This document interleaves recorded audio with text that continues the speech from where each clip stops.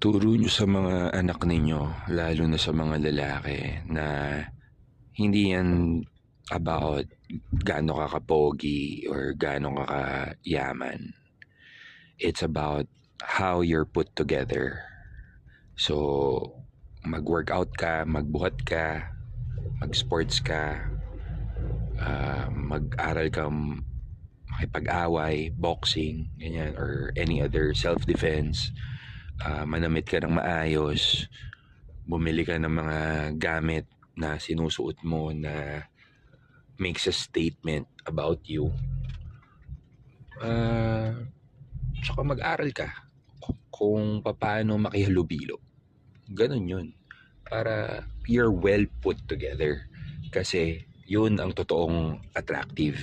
Mapalalaki o babae, if you're well put together, attractive ka kahit ano pang itsura mo, kahit ano pang mukha mo. Mag-aayos ka manamit, malatalino ka. Tsaka turuan nyo paano mag-handle ng pang-aasar. Paano bumalik, mag-throwback ng comebacks nila. Para hindi kawawa kapag nasa labas.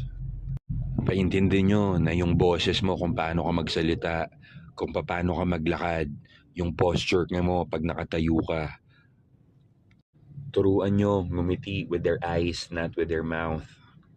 Hindi ko sinasabing tama lahat to, pero etong mga to nakatulong. I'm sure marami pang iba na pwede nyong ituro. Pero eto, bilang lalaki, kailangan maintindihan nila to. Turuan nyo sila na huwag sila maging maingay, gamitin ng tenga at mataki sa bibig. Kung gusto nyo ng mga ganito, alam nyo na yan, like, share, follow, break it down, bro.